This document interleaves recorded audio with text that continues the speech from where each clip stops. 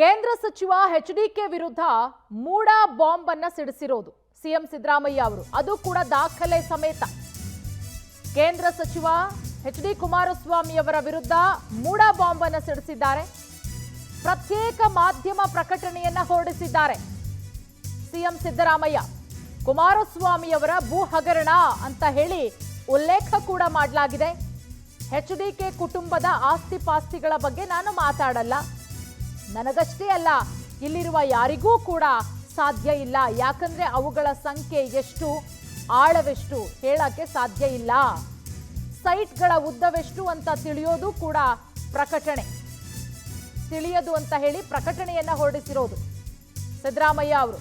ಪ್ರತ್ಯೇಕ ಮಾಧ್ಯಮ ಪ್ರಕಟಣೆಯನ್ನ ಹೊರಡಿಸಿದ್ದಾರೆ ಸಿಎಂ ಸಿದ್ದರಾಮಯ್ಯ ಅವರು. ಇವತ್ತು ಪ್ರೆಸ್ ಮೀಟ್ ಮಾಡಿ ವಿಪಕ್ಷಗಳಿಗೆ ಸರಿಯಾಗಿ ಉತ್ತರವನ್ನ ಕೊಟ್ಟರು, ವಿತ್ ಡಾಕ್ಯುಮೆಂಟ್ ಸಮೇತ. ಮತ್ತೊಂದು ಕಡೆ ಕೇಂದ್ರ ಸಚಿವ ಎಚ್ಡಿ ಕುಮಾರಸ್ವಾಮಿ ಅವರ ವಿರುದ್ಧ ಮೂಡ ಬಾಂಬ್ ಅನ್ನು ಸಿಡಿಸಿದ್ದಾರೆ. ಪ್ರತ್ಯೇಕ ಮಾಧ್ಯಮ ಪ್ರಕಟಣೆಯನ್ನ ಹೊರಡಿಸಿದ್ದಾರೆ. ನೋಡಿ, ಮಾಧ್ಯಮ ಪ್ರಕಟಣೆಯನ್ನ ಕೂಡ ಗಮನಿಸ್ತಾ ಇದ್ದೀವಿ. ಕುಮಾರಸ್ವಾಮಿ ಅವರ ಭೂ ಹಗರಣ ಅಂತ ಹೇಳಿ ಉಲ್ಲೇಖ ಕೂಡ ಮಾಡಲಾಗಿದೆ. ಎಚ್ಡಿಕೆ ಕುಟುಂಬದ ಆಸ್ತಿ ಪಾಸ್ತಿಗಳ ಬಗ್ಗೆ ನಾನು ಮಾತಾಡಲ್ಲ, ಯಾಕಂದ್ರೆ ಅದು ಸಾಧ್ಯ ಇಲ್ಲ, ಅಷ್ಟೊಂದಿದೆ. ಕುಮಾರಸ್ವಾಮಿ ಅವರು ನನ್ನನ್ನ ಗುರಿ ಮಾಡಿದ್ದಾರೆ, ನನ್ನದು ಕಳಂಕರಹಿತ ವ್ಯಕ್ತಿತ್ವ, ಹೀಗಾಗಿ ಇಲ್ಲ ಸಲ್ಲದ ಕಿತಾಪತಿಗಳನ್ನ ಮಾಡ್ತಾ ಇದ್ದಾರೆ ಕುಮಾರಸ್ವಾಮಿ ಅವರು. ಹಿಟ್ಲರ್ ವಾದಿಗಳ ಜೊತೆ ಫ್ಯೂಡಲ್ ವಾದಿಗಳು ಸೇರಿದ್ದಾರೆ, ಇಬ್ರೂ ಸೇರಿ ಟಾರ್ಗೆಟ್ ಮಾಡಿಕೊಂಡು ಓಡಾಡ್ತಿದ್ದಾರೆ. ಆದ್ರೆ ಇಂಥ ಹಲವರು ಪಿತೂರಿಗಳನ್ನ ನಾನು ಎದುರಿಸಿದ್ದೇನೆ. ಮಾಧ್ಯಮ ಪ್ರಕಟಣೆಯ ಮೂಲಕ ಸಿದ್ದರಾಮಯ್ಯ ವಾಗ್ದಾಳಿಯನ್ನ ಮಾಡಿರೋದು. ಕುಮಾರಸ್ವಾಮಿ ಅವರು ನನ್ನನ್ನ ಗುರಿ ಮಾಡಿದ್ದಾರೆ, ನನ್ನ ವಿರುದ್ಧ ಷಡ್ಯಂತ್ರವನ್ನ ಮಾಡಿದ್ದಾರೆ. ಇಂಥ ಷಡ್ಯಂತ್ರಗಳಿಗೆ ನಾನು ಹೆದರಲ್ಲ, ನನ್ನ ಬಗ್ಗೆ ಇಲ್ಲಸಲ್ಲದ ಕಿತಾಪತಿಗಳನ್ನ ಮಾಡ್ತಾ ಇದ್ದಾರೆ, ಇಬ್ರೂ ಸೇರಿ ನನ್ನನ್ನ ಟಾರ್ಗೆಟ್ ಮಾಡ್ತಾ ಇದ್ದಾರೆ. ಆದ್ರೆ ಇಂಥ ಪಿತೂರಿಗಳಿಗೆ ನಾನು ಹೆದರಲ್ಲ, ಎಲ್ಲವನ್ನ ಕೂಡ ಸಮರ್ಥವಾಗಿ ಎದುರಿಸ್ತೇನೆ.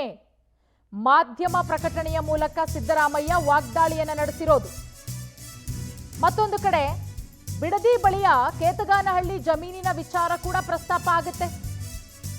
ಗೋಮಾಳ ಸೇರಿ 200 ಎಕರೆ ಜಮೀನನ್ನ ಕಬಳಿಸಿರುವಂತಹ ಆರೋಪ ಕೂಡ ಮಾಡಲಾಗುತ್ತೆ. ಸರ್ವೆ ನಂಬರ್ 7, 8, 9, 10, 16, 17ರಲ್ಲಿ 110.32 ಎಕರೆ ಜಮೀನು, 110.32 ಎಕರೆ ಸರ್ಕಾರಿ ಗೋಮಾಳ ಸೇರಿ 200 ಎಕರೆಯನ್ನ ಕಬಳಿಕೆ ಮಾಡಲಾಗಿದೆ. ಎಚ್ಡಿಕೆ ಮತ್ತವರ ಕುಟುಂಬದವರಿಂದ ಭೂ ಕಬಳಿಕೆಯಾಗಿದೆ ಅನ್ನುವ ಆರೋಪ. ಮದ್ದೂರು ಶಾಸಕ ಡಿಸಿ ತಮ್ಮಣ್ಣ ಕುಟುಂಬದವರು ಕೂಡ ಇದರಲ್ಲಿ ಭಾಗಿಯಾಗಿದ್ದಾರೆ. 25/8/2014ರಂದು ತನಿಖೆಗೆ ಆದೇಶಿಸಿ ಮುಟ್ಟುಗೋಲಿಗೆ ಪ್ರಸ್ತಾವನೆ, ಜಿಲ್ಲಾಧಿಕಾರಿಗಳಿಗೆ ಪತ್ರ ಬರೆದು ಜಮೀನು ಮುಟ್ಟುಗೋಲಿಗೆ ಮನವಿಯನ್ನ ಮಾಡಲಾಗಿತ್ತು. ಅಂದಿನ ಎಸಿ ಸಿದ್ದಪ್ಪ ಜಿಲ್ಲಾಧಿಕಾರಿಯವರಿಗೆ ಪತ್ರವನ್ನ ಬರೆದು ಮನವಿಯನ್ನ ಕೂಡ ಮಾಡಿದ್ರು.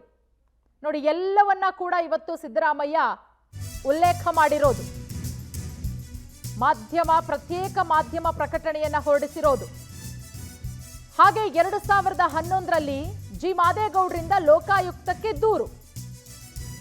ಈ ಪ್ರಕರಣದಲ್ಲಿ ವಿಚಾರಣೆ ನಡೆಸಿ ಲೋಕಾಯುಕ್ತಕ್ಕೆ ವರದಿ. ಅವರ ಪ್ರಕಾರ ನಿಯಮ ಮೀರಿ ಭೂಮಿ ಕಬಳಿಸಿದ್ದು ಬಯಲಾಗುತ್ತೆ. ಕರ್ನಾಟಕ ಭೂ ಮಂಜೂರಾತಿ ನಿಯಮ, ಪಿಟಿಸಿಎಲ್ ಕಾಯ್ದೆ, ಕರ್ನಾಟಕ ಭೂ ಸುಧಾರಣಾ ಕಾಯ್ದೆ 79A, B, 66 ಪಿಟಿಸಿಎಲ್ ಕಾಯ್ದೆ, ಮುದ್ರಾಂಕ ಪಾವತಿಸದೆ ಮೋಸ ಮಾಡಿರುವುದು ಕೂಡ ಬಯಲಾಗುತ್ತೆ. ಅಕ್ರಮವಾಗಿ ಜಮೀನು ಕಬಳಿಸಿರುವುದು ಅಂತ ರಿಪೋರ್ಟ್ ಕೂಡ ಬರುತ್ತೆ. ನೋಡಿ, ಸಾಕಷ್ಟು ವಿಚಾರಗಳ ಬಗ್ಗೆ ಇವತ್ತು ಸಿದ್ದರಾಮಯ್ಯ ಅವರು ಮಾತನಾಡ್ತಾರೆ. 2011ರಲ್ಲಿ ಜಿ ಮಾದೇಗೌಡರು ಲೋಕಾಯುಕ್ತಕ್ಕೆ ದೂರನ್ನ ಕೊಡ್ತಾರೆ, ತನಿಖೆ ಆಗಬೇಕು ಅಂತ ಹೇಳಿ. ನಿಯಮ ಮೀರಿ ಭೂಮಿ ಕಬಳಿಸಿದ್ದು ತನಿಖೆಯಲ್ಲಿ ಬಯಲು ಕೂಡ ಆಗುತ್ತೆ. ಕರ್ನಾಟಕ ಭೂ ಮಂಜೂರಾತಿ ನಿಯಮ, ಪಿಟಿಸಿಎಲ್ ಕಾಯ್ದೆ, ಕರ್ನಾಟಕ ಭೂ ಸುಧಾರಣಾ ಕಾಯ್ದೆ 79A, B, 66 ಪಿಟಿಸಿಎಲ್ ಕಾಯ್ದೆ, ಮುದ್ರಾಂಕ ಪಾವತಿಸದೆ ಮೋಸ ಮಾಡಿರೋದು ಕೂಡ ಬಯಲಾಗುತ್ತೆ ಆ ರಿಪೋರ್ಟ್ ಅಲ್ಲಿ. ನೋಡಿ, ಕೇತಗಾನಹಳ್ಳಿಯಲ್ಲಿ ಪರಿಶಿಷ್ಟ ಜಾತಿ ಪಂಗಡಗಳ ಜನಕ್ಕೆ ಮೋಸ ಮಾಡಲಾಗಿದೆ. ಸರ್ವೆ ನಂಬರ್ 60 ಮತ್ತು 62ರಲ್ಲಿ ಮೋಸ ಮಾಡಿದ್ದು ಬೆಳಕಿಗೆ ಬಂದಿದೆ. ಮೈಸೂರು ಮೂಡಾದಲ್ಲಿ 6,000 ಅಡಿ ಭೂಮಿ ಹಂಚಿಕೆಯ ವಿಚಾರ. ಈ ಬಗ್ಗೆ 2011ರಲ್ಲೇ ಬಿಎಸ್ ಯಡಿಯೂರಪ್ಪ ಪರಿಷತ್ನಲ್ಲಿ ಪ್ರಸ್ತಾಪ. ದಾಖಲೆಗಳನ್ನ ಅಂದಿನ ಸಭಾಪತಿಗಳಿಗೆ ಕೊಟ್ಟಿದ್ರು. 17/3/2011ರಲ್ಲಿ ವಿಧಾನ ಪರಿಷತ್ನಲ್ಲಿ ಬಿಎಸ್ವೈ ಇದೇ ವಿಚಾರವನ್ನ ಪ್ರಸ್ತಾಪ ಕೂಡ ಮಾಡಿದ್ರು. ದೇವೇಗೌಡರು ನಿಯಮ ಮೀರಿ ಕುಟುಂಬಕ್ಕೆ 48 ಸೈಟ್ ಹಂಚಿಕೆಯಾಗಿದೆ. ಈ ಕುರಿತಂತೆ 2011ರಲ್ಲಿ ವಿಧಾನ ಪರಿಷತ್ತಲ್ಲಿ ಮಾಜಿ ಸಿಎಂ ಯಡಿಯೂರಪ್ಪ ಸೂಕ್ತ ದಾಖಲೆಗಳನ್ನ ಕೂಡ ಒದಗಿಸಿದ್ರು. ಎಲ್ಲವನ್ನ ಕೂಡ ಇವತ್ತು ಸಿದ್ದರಾಮಯ್ಯ ಅವರು ವಿವರಿಸಿದ್ದಾರೆ. ಅದರ ಜೊತೆಗೆ ಪ್ರತ್ಯೇಕವಾಗಿ ನೀವು ಗಮನಿಸ್ತಾ ಇದ್ದೀರಾ, ಪ್ರತ್ಯೇಕವಾಗಿ ಎಲ್ಲ ವಿಚಾರಗಳನ್ನ ಕೂಡ ಹೇಳಿರೋದು ಸಿದ್ದರಾಮಯ್ಯ ಅವರು. ಕುಮಾರಸ್ವಾಮಿಯವರ ಭೂ ಹಗರಣಗಳ ಬಗ್ಗೆ ಪ್ರತ್ಯೇಕವಾಗಿ ಉಲ್ಲೇಖ ಕೂಡ ಆಗಿದೆ. ಎಲ್ಲೆಲ್ಲಿ ಎಷ್ಟೆಷ್ಟು ಯಾವ್ಯಾವ ಸಂದರ್ಭದಲ್ಲಿ ಯಾವ್ಯಾವ ರೀತಿ ತನಿಖೆಯಾಗಿತ್ತು ಎಲ್ಲದರ ಬಗ್ಗೆ. ಕೇತಗಾನಹಳ್ಳಿಯಲ್ಲಿ ಪರಿಶಿಷ್ಟ ಜಾತಿ ಪಂಗಡಗಳ ಜನಕ್ಕೆ ಮೋಸ ಮಾಡಲಾಗಿತ್ತು.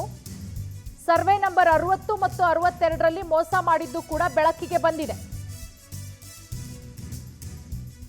ಈ ಬಗ್ಗೆ 2011ರಲ್ಲೇ ಯಡಿಯೂರಪ್ಪ ಅವರು ಪರಿಷತ್ನಲ್ಲಿ ಪ್ರಸ್ತಾಪ ಕೂಡ ಮಾಡಿದ್ರು.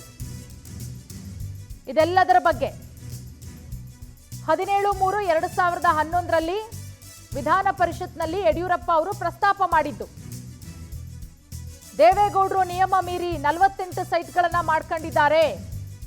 ದಾಖಲೆಯನ್ನ ಕೂಡ ಒದಗಿಸಿದ್ರು ಯಡಿಯೂರಪ್ಪ ಅವರು. ಪರಿಶಿಷ್ಟ ಜಾತಿ ಪಂಗಡಗಳಿಗೆ ಮೋಸ ಮಾಡಲಾಗಿದೆ, ಇದ್ರ ಬಗ್ಗೆ ಸೂಕ್ತವಾಗಿ ದಾಖಲೆಗಳನ್ನ ಕೊಟ್ಟಿದ್ರು 2011ರಲ್ಲಿ. ನೋಡಿ, ಎಚ್.ಡಿ. ಕುಮಾರಸ್ವಾಮಿ ಅವರಿಗೂ ಕೂಡ ಮೂಡಾ ಸೈಟ್ನ ಕಂಟಕ ಕೊರಳಿಗೆ ಸುತ್ತಕೊಳ್ತಾ ಇದೆ. ಯಾಕಂದ್ರೆ ದಾಖಲೆ ಸಮೇತ ಭೈರತಿ ಸುರೇಶ್ ಅವರು ಕೂಡ ವಿಚಾರವನ್ನ ಪ್ರಸ್ತಾಪ ಮಾಡಿದ್ದಾರೆ. ಅದರ ಜೊತೆಗೆ ಸಿಎಂ ಸಿದ್ದರಾಮಯ್ಯ ಅವರು ಕೂಡ ಎಚ್.ಡಿ. ಕುಮಾರಸ್ವಾಮಿ ಅವರಿಗೆ 7/11/1984ರಲ್ಲಿ ಸೈಟು, 75,280 ಅಳತೆಯ ಕೈಗಾರಿಕಾ ನಿವೇಶನ ಅಲಾಟ್ ಆಗಿದೆ. 21,000 ಅಡಿಗಳ ಸೈಟು ಸಿಐಟಿಬಿ ಮೈಸೂರಿನಿಂದ ಮಂಜೂರಾಗಿರೋದು. ಕೈಗಾರಿಕಾ ನಿವೇಶನವನ್ನ ಇಂಡಸ್ಟ್ರಿಯಲ್ ಸಬರ್ಬ್ 3ನೇ ಹಂತ ಅಲ್ಲಿ ಕೈಗಾರಿಕೆ ಆರಂಭಿಸಬೇಕು ಅಂತ ಹೇಳಿ ಷರತ್ತನ್ನ ಕೂಡ ವಿಧಿಸಲಾಗಿರುತ್ತೆ. ಆದ್ರೆ ಕೈಗಾರಿಕೆಯನ್ನ ಆರಂಭ ಮಾಡಿದ್ರ ಆದ್ರೂ ಎಚ್.ಡಿ. ಕುಮಾರಸ್ವಾಮಿ ಅವರು ಇದುವರೆಗೂ ಕೂಡ ಕೈಗಾರಿಕೆ ಸ್ಥಾಪನೆ ಮಾಡಿಲ್ಲ. ಕುಮಾರಸ್ವಾಮಿ ಅವರು ನಿಯಮವನ್ನ ಸಂಪೂರ್ಣವಾಗಿ ಉಲ್ಲಂಘನೆ ಮಾಡಿದ್ದಾರೆ.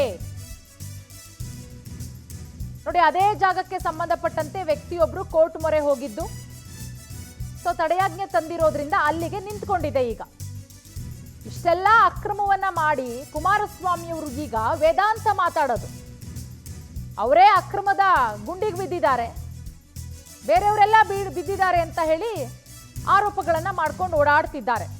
ಇದೆಲ್ಲದರ ಬಗ್ಗೆ ಸುದೀರ್ಘವಾಗಿ ಸಿದ್ದರಾಮಯ್ಯ ಮಾಧ್ಯಮ ಪ್ರಕಟಣೆಯನ್ನ ಹೊರಡಿಸಿದ್ದಾರೆ. ಕುಮಾರಸ್ವಾಮಿ ಅವರು ನಿಯಮವನ್ನ ಸಂಪೂರ್ಣವಾಗಿ ಉಲ್ಲಂಘನೆ ಮಾಡಿದ್ದಾರೆ. ಕೈಗಾರಿಕೆಗೆ ಅಂತ ಪ್ರದೇಶವನ್ನ ಕೊಟ್ಟಿದ್ದು, ಆದ್ರೆ ಅಲ್ಲಿ ಕೈಗಾರಿಕೆಯನ್ನ ಕುಮಾರಸ್ವಾಮಿ ಅವರು ಸ್ಥಾಪನೆ ಮಾಡಿದ್ರ? ಇಲ್ಲ. ಕುಮಾರಸ್ವಾಮಿಯವರ ಭೂ ಹಗರಣಗಳು ಅಂತ ಹೇಳಿ ಉಲ್ಲೇಖವನ್ನ ಮಾಡಿ ಪ್ರತ್ಯೇಕವಾಗಿ ಮಾಧ್ಯಮ ಪ್ರಕಟಣೆಯನ್ನ ಹೊರಡಿಸಿರೋದು ಸಿಎಂ ಸಿದ್ದರಾಮಯ್ಯ.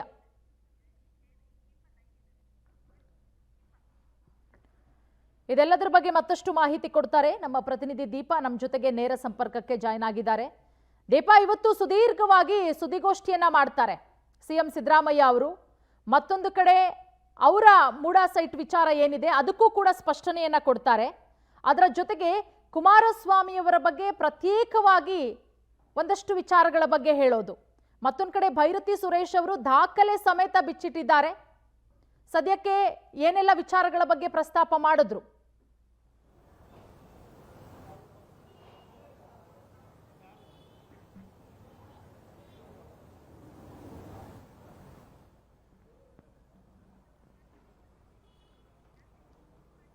ಓಕೆ, ಸಂಪರ್ಕ ಸಾಧ್ಯ ಆಗ್ತಾ ಇಲ್ಲ. ಮತ್ತೆ ನಾವು ಸಂಪರ್ಕ ಮಾಡೋಣ. ಕೇಂದ್ರ ಸಚಿವ ಎಚ್.ಡಿ. ಕುಮಾರಸ್ವಾಮಿಯವರ ವಿರುದ್ಧ ಈಗ ದೊಡ್ಡ ಮಟ್ಟದಲ್ಲಿ ಮೂಡಾ ಬಾಂಬ್ ಅನ್ನು ಸಿಡಿಸಿದ್ದಾರೆ. ಒಂದು ಕಡೆ ಭೈರತಿ ಸುರೇಶ್, ಅದರ ಜೊತೆಗೆ ಸಿಎಂ ಸಿದ್ದರಾಮಯ್ಯ ಅವರು, ಅದು ಕೂಡ ಪ್ರತ್ಯೇಕವಾಗಿ ಮಾಧ್ಯಮ ಪ್ರಕಟಣೆಯನ್ನ ಹೊರಡಿಸಿದ್ದಾರೆ. ನೀವು ಆ ಮಾಧ್ಯಮ ಪ್ರಕಟಣೆಯನ್ನ ಕೂಡ ಗಮನಿಸ್ತಾ ಇದ್ದೀರಾ. ಕುಮಾರಸ್ವಾಮಿಯವರ ಭೂ ಹಗರಣ ಅಂತ ಹೇಳಿ ಉಲ್ಲೇಖ ಕೂಡ ಮಾಡಿರೋದು. ಒಂದಷ್ಟು ವಿಚಾರಗಳನ್ನ ಆ ಪ್ರಕಟಣೆಯಲ್ಲಿ ಸಿಎಂ ಸಿದ್ದರಾಮಯ್ಯ ಅವರು ಉಲ್ಲೇಖವನ್ನ ಮಾಡಿದ್ದಾರೆ. ಮತ್ತೊಂದು ಕಡೆ ಭೈರತಿ ಸುರೇಶ್ ಅವರು ಕುಮಾರಸ್ವಾಮಿಯವರಷ್ಟೇ ಅಲ್ಲ, ಒಂದಷ್ಟು ಜನ JDS ನಾಯಕರುಗಳು ಕೂಡ ಮೂಡಾದಲ್ಲಿ ಸೈಟ್ ಮಾಡ್ಕೊಂಡಿದ್ದಾರೆ, ಅವರ ಹೆಸರನ್ನ ಕೂಡ ಹೇಳಿದ್ದಾರೆ. ಮತ್ತೊಂದು ಕಡೆ ಕುಮಾರಸ್ವಾಮಿಯವರ ಆಸ್ತಿ ಪಾಸ್ತಿಯ ಬಗ್ಗೆ ಮಾತಾಡಲ್ಲ, ಯಾಕಂದ್ರೆ ಮಾತಾಡಕ್ಕಾಗೋದೂ ಇಲ್ಲ, ಅಷ್ಟರ ಮಟ್ಟಿಗೆ ಅವುಗಳ ಸಂಖ್ಯೆ ಇದೆ, ಆಳವಿದೆ ಅಂತ ಹೇಳಿ ಕೂಡ ವ್ಯಂಗ್ಯವಾದಂತಹ ರೀತಿಯಲ್ಲಿ ಅಲ್ಲಿ ಉಲ್ಲೇಖ ಆಗಿರೋದು ಮಾಧ್ಯಮ ಪ್ರಕಟಣೆಯಲ್ಲಿ. ಮತ್ತೊಂದು ಕಡೆ ಕುಮಾರಸ್ವಾಮಿ ಅವರು ನನ್ನನ್ನು ಟಾರ್ಗೆಟ್ ಮಾಡ್ತಾ ಇದ್ದಾರೆ, ಹಾಗಾಗಿ ಅದೆಲ್ಲದಕ್ಕೂ ಕೂಡ ನಾನು ಸ್ಪಷ್ಟನೆಯನ್ನ ಕೊಡ್ತಾ ಇದ್ದೀನಿ ಅಂತ ಹೇಳಿ ಏನು ಮೂಡಾ ಸೈಟ್ ಹಂಚಿಕೆ ವಿಚಾರಕ್ಕೆ ಸಂಬಂಧಪಟ್ಟಂತೆ ಸಿಎಂ ಸಿದ್ದರಾಮಯ್ಯ ಅವರ ಹೆಸರು ಬಲವಾಗಿ ಕೇಳಿ ಬರ್ತಾ ಇತ್ತು. ವಿಪಕ್ಷಗಳು ಪಟ್ಟು ಹಿಡಿದಿದ್ವು ಉತ್ತರಿಸಬೇಕು ಅಂತ ಹೇಳಿ. ದಾಖಲೆ ಸಮೇತ ಅದೆಲ್ಲದಕ್ಕೂ ಕೂಡ ಸಿದ್ದರಾಮಯ್ಯ ಇವತ್ತು ಉತ್ತರವನ್ನ ಕೊಡ್ತಾರೆ. ಇಲ್ಲ ಸಲ್ಲದ ಕಿತಾಪತಿಗಳನ್ನ ನನ್ನ ವಿರುದ್ಧ ಮಾಡಲಾಗ್ತಾ ಇದೆ, ಷಡ್ಯಂತ್ರಗಳನ್ನ ಮಾಡಲಾಗ್ತಾ ಇದೆ, ಅದ್ಯಾವುದು ಕೂಡ ನಡೆಯಲ್ಲ, ಇಬ್ರೂ ಸೇರಿ ನನ್ನನ್ನು ಟಾರ್ಗೆಟ್ ಮಾಡ್ತಾ ಇದ್ದಾರೆ, ಇಂಥ ಹಲವಾರು ಪಿತೂರಿಗಳನ್ನ ನಾನು ನೋಡಿದ್ದೀನಿ ಅಂತ ಹೇಳಿ ಮಾಧ್ಯಮ ಪ್ರಕಟಣೆಯ ಮೂಲಕ ಸಿದ್ದರಾಮಯ್ಯ ವಾಗ್ದಾಳಿಯನ್ನ ನಡೆಸಿರೋದು. ಮತ್ತೊಂದು ಕಡೆ ಕುಮಾರಸ್ವಾಮಿಯವರು ಯಾವ ರೀತಿ ಅಕ್ರಮವಾಗಿ ಆಸ್ತಿ ಪಾಸ್ತಿಯನ್ನ ಸಂಪಾದನೆ ಮಾಡಿಕೊಂಡಿದ್ದಾರೆ ಎಲ್ಲದರ ಬಗ್ಗೆ ಮಾಹಿತಿಯನ್ನ ಕೊಟ್ಟಿದ್ದಾರೆ.